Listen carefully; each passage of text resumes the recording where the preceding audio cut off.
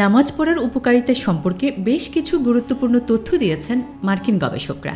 নামাজ নিয়ে গবেষণা করেছেন মার্কিন যুক্তরাষ্ট্রের বিংহামটন বিশ্ববিদ্যালয়ের একদল গবেষক। তাদের দীর্ঘ পর্যবেক্ষণ ও পরীক্ষা নিরীক্ষার ফলাফলে তারা জানিয়েছেন, দৈনিক 5 ওয়াক্ত নামাজ পড়ার মাধ্যমে মানুষ স্বাস্থ্যগত দিক থেকে উপকৃত হতে পারে এবং শারীরিকভাবে সুস্থ থাকতে পারে। গবেষকরা জানিয়েছেন, নামাজের সময় শারীরিক যে ক্রিয়া হয়ে থাকে এটা নিয়মিতভাবে ও নির্ধারিত সময়ে হয়, তবে অন্য সব চিকিৎসা থেকে পিঠের ব্যথা কমানোর ক্ষেত্রে বেশি ভূমিকা পালন করবে এই নামাজ। বিংহামটন বিশ্ববিদ্যালয়ের গবেষকরা দেখিয়েছেন, যদি কেউ ঠিক মতো রুকু করতে পারে তাহলে তার পিঠে কোনো ব্যথা হবে না, কেননা রুকুর সময়ই পিঠ সমান হয়ে থাকে।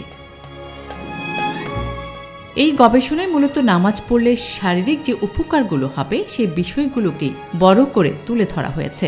যাতে বলা হয়েছে, নামাজ পড়ার মাধ্যমে উচ্চ রক্তচাপ কমে, হৃদস্পন্দন স্বাভাবিক থাকে, যা মানুষের পেশিকে শিথিল করতে সহায়তা করে। যেমন রুকু করার সময় নিচের পিঠ, উরু এবং ঘাড়ের পেশিগুলো সম্পূর্ণভাবে প্রসারিত করে, রক্ত শরীরের উপরের অংশে প্রবাহিত হয়।